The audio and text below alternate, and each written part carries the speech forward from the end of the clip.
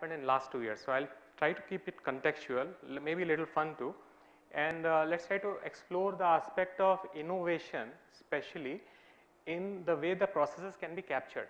And by the way, I was thinking about a theme that could be smart, which could sort of make people smile, and somebody who was making a presentation, like 4 or 5 presentations back, they use the term anti-fragile.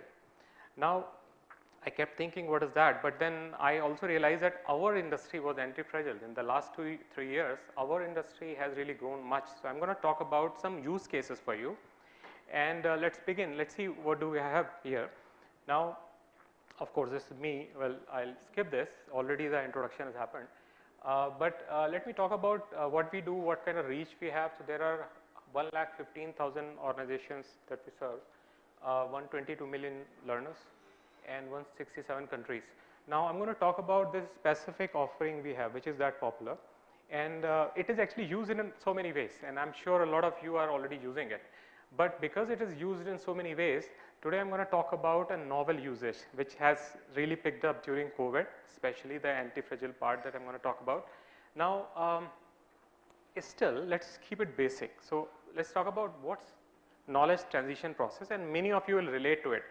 And mostly it will start with develop a plan, then do the knowledge transfer sessions, maybe a subject matter expert comes in the picture, and you document that knowledge, and then you train and distribute.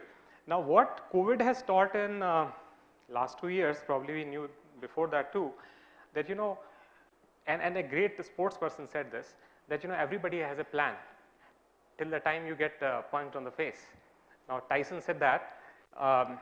He liked punching people on the face perhaps, but we saw that all the plans really failed, all disaster recovery, a lot of things failed. But then again, the human spirit was still there. All the employees supported the organization in some way. Especially in shared service center, it was unheard of, but you know what all happened. I don't need to remind about it. All I'm going to say, the part that we played in that journey for many large shared service centers was, how do you document the knowledge? How do you capture it? And I'm just going to show you something interesting there. And one reason why I'm going to do that is because the organizers, they told us that, while they're talking about gamification and storytelling, but it's after lunch session and we'll start distributing pillows if you don't have videos. So therefore, I have to do that. So therefore, this is a simple narrative, a simple story. The person is called Suresh. Now this guy is a transition manager, and many of the organizations here will relate to that journey. And I was also in transitions at least many years back. So let's see what is there. This is Suresh. Suresh is a part of remote transition Audio too. team who is engaged in a large transition, where John is explaining the process through WebEx. Suresh is struggling hard to make notes of all the details, such as keystrokes and clicks, which John is doing on his computer. Suresh wanted to focus on the key business points in discussion, but at the same time, did not want to break the flow of John's explanation. To make his life easier, Suresh installs Articulate Storyline on John's machine to automatically capture the entire process and simply enjoys the demo while focusing on key business point. At the end, John transfers the captured story file to Suresh. Since the process publishing is automated using Articulate Storyline, and no tedious copying pasting of screenshots is needed. Therefore, SOPs get done in less than half an hour, and Suresh quickly adds his key pointers and sends the SOPs over to the training manager using the learning collaboration platform. Thereafter, Suresh gets some time to relax and weave together the contextual part of the process into a branching scenario. The branching scenario connects different business situations at the nodes, which represent business rules. The training manager finishes review and uploads the content. Next day, Suresh incorporates the review comments and send the revised SOP to the customer for review and sign off.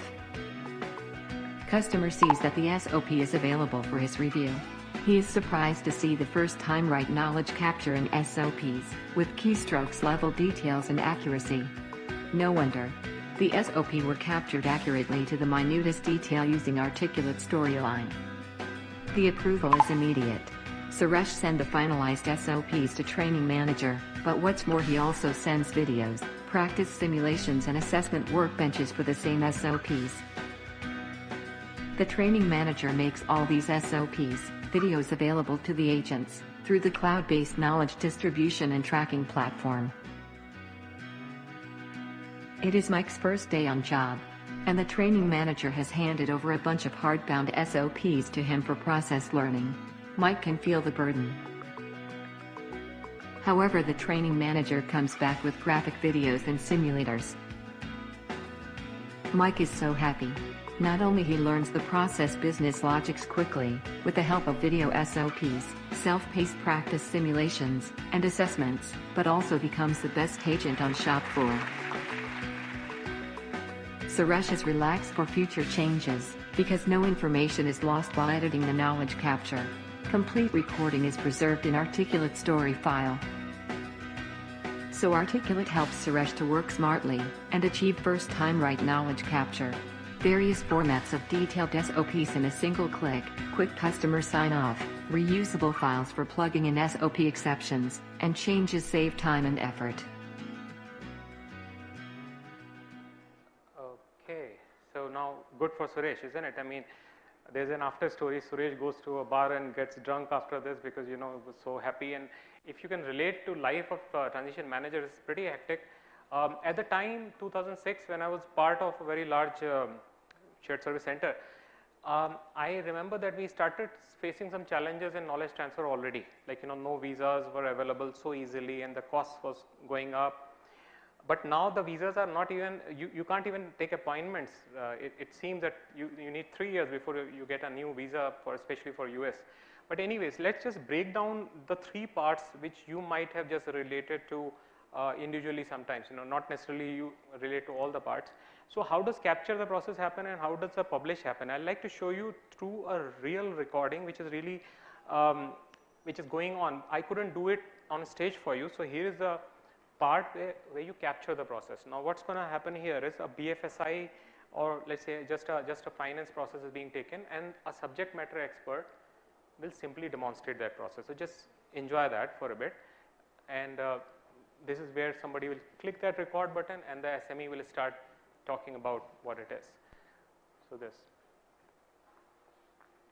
a timer, and then they're capturing it, they're showing that how it happens. It could be any ERP, you could have many different tools coming in the picture when you are explaining a process, maybe intercompany accounting, maybe Excel will come at some point when you are explaining how it happens. And as a subject matter expert, you will just do that. Then once you're done, this is it. The process has been captured. This is that quick, really. I mean, believe me. And because it's all real. Now, the process has been captured in almost the same time as the subject matter expert took to explain it. So now what happens next? The next is the assets gets published. Now this is the tricky part. So you really have to pay attention, but because otherwise you'll think that I'm showing you something which we made previously. So there are 4 things that you will see as an after work of process capture, and these things are not only used for straight up knowledge transfer, but also for RPA initiatives, many change management initiatives, transformation initiatives. So let's just see what it is. Agents will be This able audio. to sit back and watch the SOPs in action with annotations highlighting clicks and Little more. keystroke details, Yeah, keep that. also known as the guided mode. So you'll see there are those blue things As pointing you to can see, where the video is what playing and the agent is person has simply to watching interact with, it. and this is all been created automatically by the tool. Nobody created those boxes, nobody did anything, and it's more like, you know, you're watching it and trying to learn, and that's not enough though. Don't you agree? I mean, I can't become an expert or get a license to operate just on that. So, but yeah, it will get skipped after a bit. We are not show Simulation? you. Yeah, simulation. Agents will run the simulation in a virtual environment and be guided by the system, also known as the buddy mode. In this mode, the screen moves only when agent types or clicks. Yeah, so As this you can time see, the somebody's typing, simulation is somebody's telling clicking. the agent that they made a mistake here.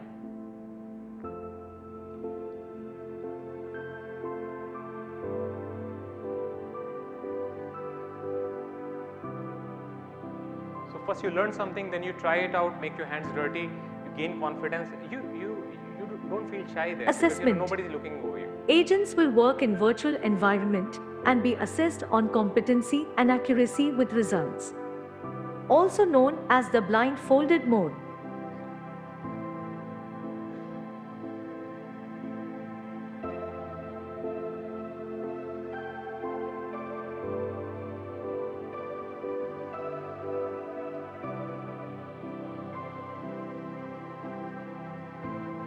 As you can see, the agent could not pass this time because they got 140 points out of 192. Now they can review their attempt and find out the places where they made mistake. This screen has green bar below the screen, meaning that they interacted correctly on this one. This screen has red bar indicating an error.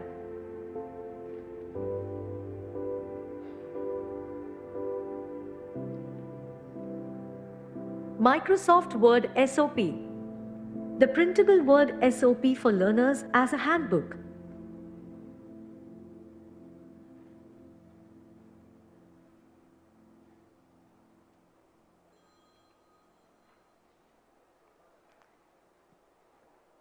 Okay, so so looks like we have covered that part where we publish knowledge and we capture. Now let's just be honest, this is not going to be this simple for all the type of processes. So if you have more contextual, there's a little more to do. But let's keep those aside for a bit. Let me show you the last part. And I still hope you don't need pillows so far, do you? Okay, a few maybe. All right, so let's just move fast. Now these are some of the, you may like some of these tables, maybe just look at a few things that I'll point to. Now the cycle time, maybe that's very interesting. The number of hours or minutes taken to capture the knowledge, they have really jumped up a lot. And there's very little time needed to capture the processes, distribute to them. Now, but there's very important piece missing here. So I'll talk about that. This will be available to you later on also, so I'm going to skip this just in the interest of time. They're probably ringing that bell, maybe they like it, but okay. So first time right knowledge capture is very important, because many times you get into an argument with the subject matter experts that I didn't say this, or maybe this was not how it is. Everybody gets confused because it is being captured by the system, it's always right. I mean, this is how it is. And then video SOPs, they lead you to understand something, you make your hands dirty, you get assessed.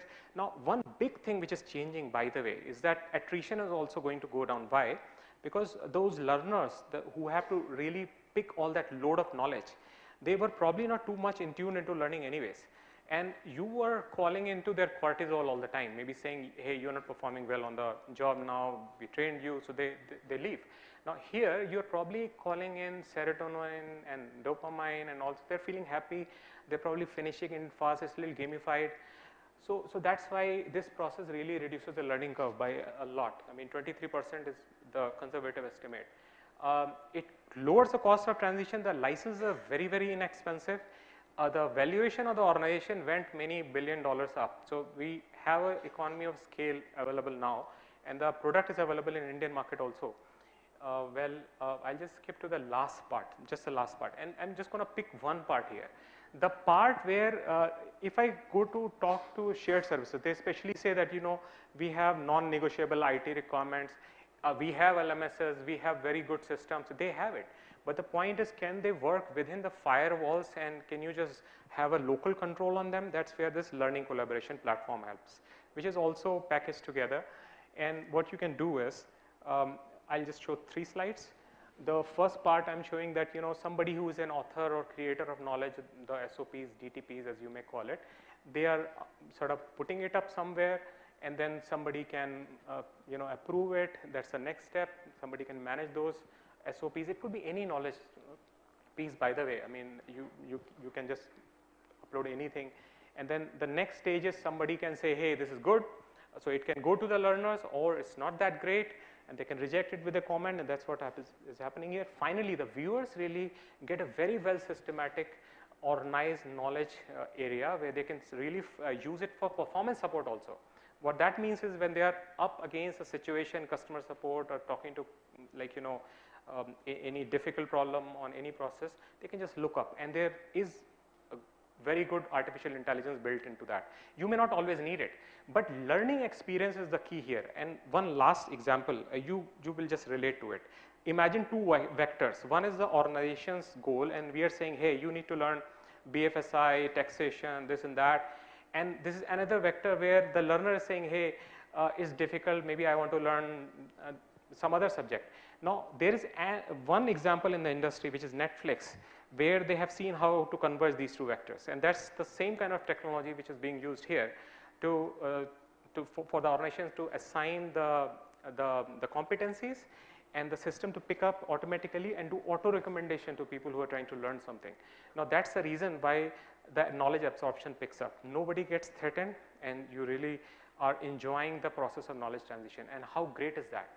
Imagine it doesn't feel like learning too, because you're just playing games. So there are so many other tools embedded. So, but I'm going to stop short here and maybe just summarize it a little bit. The idea is, the whole big idea in this is that you want to gamify a lot for control of attrition or for learner experience. You may say, this is not all. We were talking about transformation. Guys, this is where the transformation will start from, because those guys whom you're going to put in front of the customers, they need to have a great learner experience, and it has to be automated. They need to feel it. They need to feel loved, rewarded. So is that the time is over? Is that the bell? Yeah? 2 minutes? Okay, so now we can take questions if there are any. But remember, we have a gamification zone, and there are $8,000 worth of coupons to be won. So please go and play some games, flip some cards, and let's have some fun there, isn't it? I mean, that's just outside in the next room. Any questions at all? Yeah, okay, sir, please. My name is Logesh. I'm from Your FL name is? Logesh. Mr. Lokesh, okay. Yeah. I just want to understand the video SOP, what you have shown. Is it something possible when some of the systems are running on Citrix environment, or if we use a remote desktop? Is that something doable in those environments? Oh, yes, and that's a great question, because I reckon that most of my shared service centers are at least having 30% of processes on Citrix, if not 80%. Yeah, so yeah, it is possible. Yeah. Any other question? Any more questions? So you can connect with Samit sir offline. Thank you so much, sir, for your insightful session.